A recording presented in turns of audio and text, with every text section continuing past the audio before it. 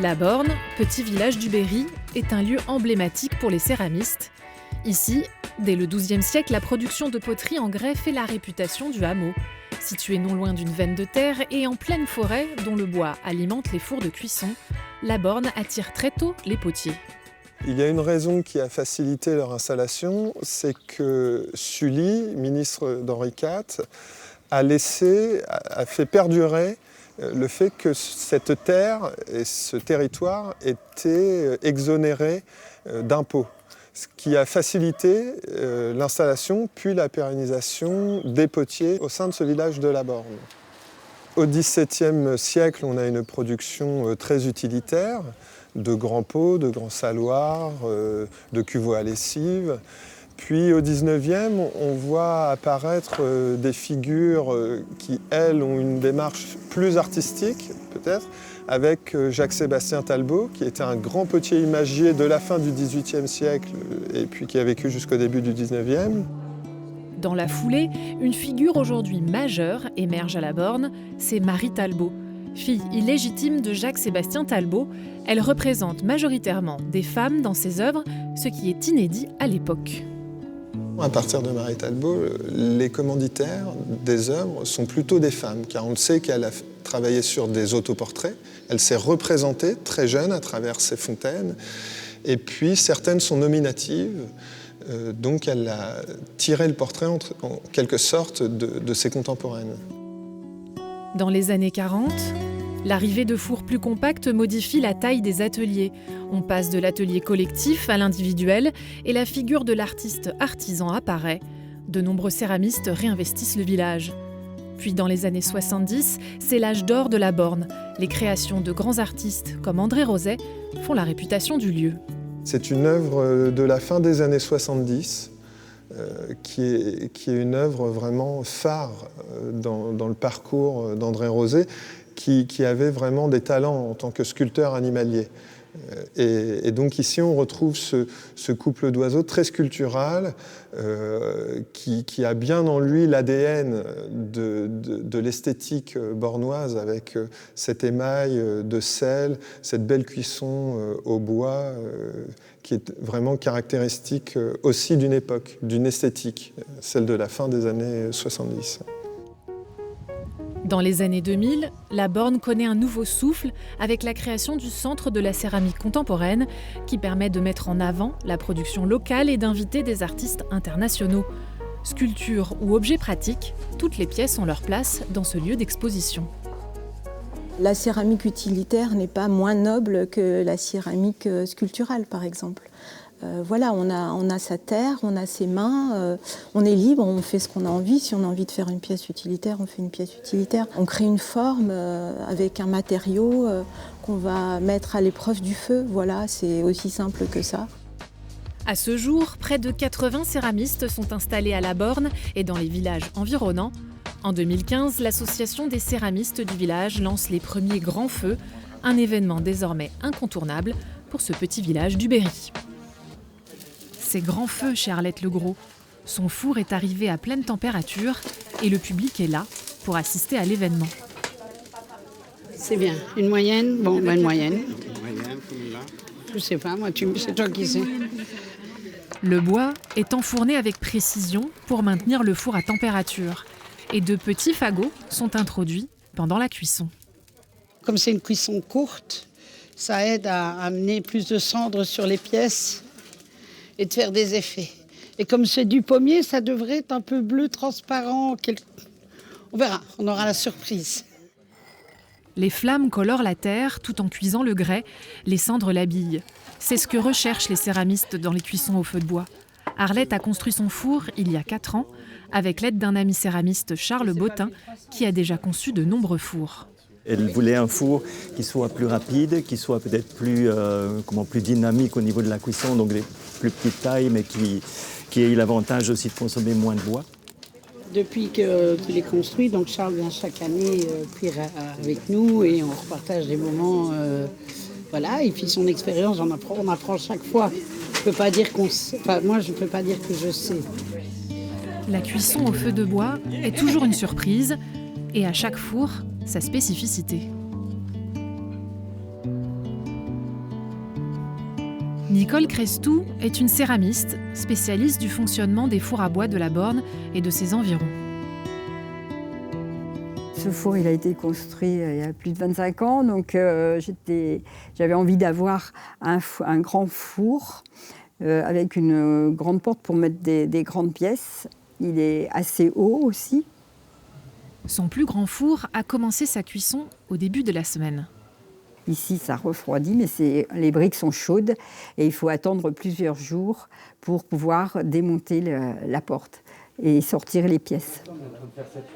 À côté, un four plus compact est en train d'être rempli par les céramistes invités. Alors, il est en train de mettre de la terre à cale sous la pièce afin qu'elle ne colle pas lors de la cuisson.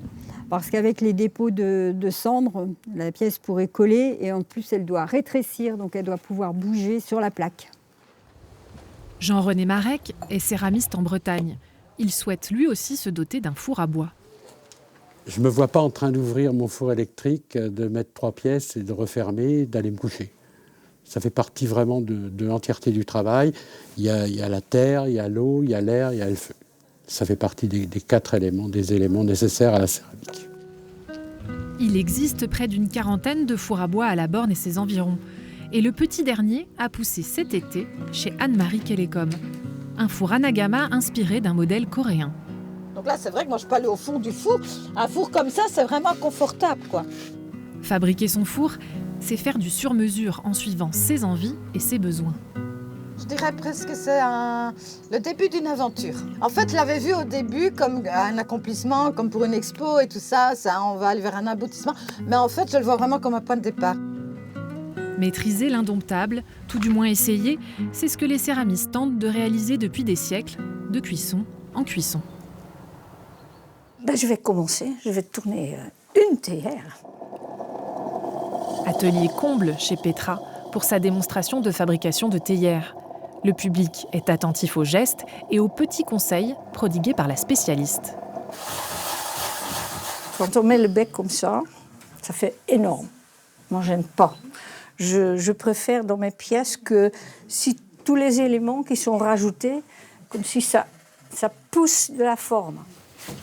Cette artiste hollandaise, installée depuis 1975 à la Borne, a fait de la théière sa pièce emblématique. Grès ou porcelaine, Petra travaille la terre en toute simplicité. C'est d'abord le plaisir de toucher la terre, ça commence par ça. Et ensuite aussi le plaisir de le pouvoir monter, de former comme j'ai en tête, et que la terre, elle me suit. Mais parfois c'est autrement, c'est moi qui suis la terre. Alors c'est que le plaisir, on va dire. Couvercle, anse, bec, la théière est un des objets les plus difficiles à réaliser. En fait, elle a une telle maîtrise technique qu'elle peut se permettre d'aller ensuite s'amuser. Ce qu'elle disait, là, c'est le moment où moi, je commence à travailler quand elle arrive sur vraiment la fin de la fabrication. En amont, quand on n'est pas un spécialiste de la théière, il y a déjà tellement de défis que sortir une pièce juste utilitaire, des fois, on est content. Et c'est pour ça que c'est vraiment bien de voir, elle apporte un soin à tous les détails, tout est réfléchi. Les théières de Petra sont des pièces uniques. Un équilibre entre objets pratiques et œuvres d'art. Dans cette maison, une jeune artiste a posé ses valises il y a 9 ans. Elle fait partie de la nouvelle génération de céramistes installés à la Borne. Alors, j'ai un univers qui est sculptural et qui est très inspiré du minéral et de la géologie. Je pense que ça parle vraiment de mon rapport au monde. Et ça vient certainement du fait que j'ai grandi au bord de la mer, voilà, avec les roches calcaires autour de moi, qu'on peut retrouver certainement parlant dans ce socle-là. Une autre pièce phare de l'œuvre de Mélanie, c'est cette lune. Quand je l'ai façonnée, il y a quelque chose qui s'est passé avec cette petite ouverture qui s'est déchirée. Et la sensation qu'on a, même nous artistes, au moment où la terre nous propose quelque chose, j'ai été émerveillée de juste me dire, elle a pris vie devant moi. La rencontre avec la terre a transformé la vie de Mélanie. En 2016, quand elle assiste à ses premiers grands feux, elle décide de changer de décor. Moi, j'aurais jamais imaginé aujourd'hui déjà développer ce boulot de sculpture et j'aurais jamais imaginé faire partie de la nouvelle génération. Je veux dire, moi, j'étais un bébé céramique avec mes petits pots que je galérais à tourner. Là, c'était... Donc, il y a aussi il y a et une fierté de faire partie de la grande famille et je pense qu'on est ravis, même pour les plus anciens, de donner un nouveau peps, une nouvelle énergie. Sculpture ou pièce utilitaire, la céramique, c'est l'art de l'artisanat. À la Borne, une nouvelle génération de céramistes a décidé de réinvestir les lieux. Pour ce village emblématique du Berry, la relève est assurée. De grands vases indiquent l'entrée de l'atelier de Jean-François Thirion, maître dans le tournage de grosses pièces. Aujourd'hui, il donne un cours à des céramistes déjà bien installés. Doucement, doucement, doucement. C'est ça, c'est le même point. Regarde, tu vois, c'est en train de sauter. C'est parce que tes déplacements vont beaucoup trop vite. Sandrine Denis est céramiste en Bretagne. Elle passe la semaine à la Borne pour apprendre les techniques de Jean-François. Malgré des années de pratique en tournage, façonner des grosses pièces est un vrai défi. Le premier jour, on a tourné 10 kilos en une seule boule. Clairement, moi, je n'avais jamais fait ça auparavant. Donc voilà. Et après, du coup, ce qu'on apprend, c'est à assembler des grosses parties tournées les unes entre elles. Le tournage de gros est une pratique de niche peu enseignée en école. Alors pour Jean-François, qui s'est spécialisé dans le domaine, donner des cours, c'est devenu une seconde nature. Oui, mais pourquoi la transmission ? Je crois qu'il y a un peu le sentiment que sur le temps long, on a mis la main sur tout un ensemble de gestes, de techniques, de procédures, et qu'on est éternel, c'est entendu, ou presque éternel. Et donc, il faut quand même un peu se dépêcher pour filer le bébé. Il y a une paire de gestes, une paire de procédures qui sont vraiment perso. Je parle d'un geste de tournage, pour être plus précis. Un geste de tournage que je trouve absolument pertinent. Et ça, moi, je veux bien qu'il soit partagé. C'est pas mal, mais tu utilises trop de force. Aster modèle la Terre depuis bientôt 30 ans.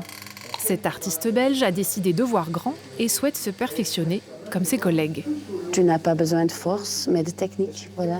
Pendant que tu travailles avec 10 kilos ou 15 kilos, c'est juste magnifique. Et on pense toujours qu'on a besoin de force, de vitesse, tout ça. Mais non, c'est en fait pour moi, je travaille beaucoup plus tranquille, beaucoup plus relax en fait, grâce à le cours. Ouais. À quelques kilomètres de là, à Neuville-et-Deux-Clochers, l'heure est au défournement chez Claire Linard. Un moment solennel, quasi religieux, et en public.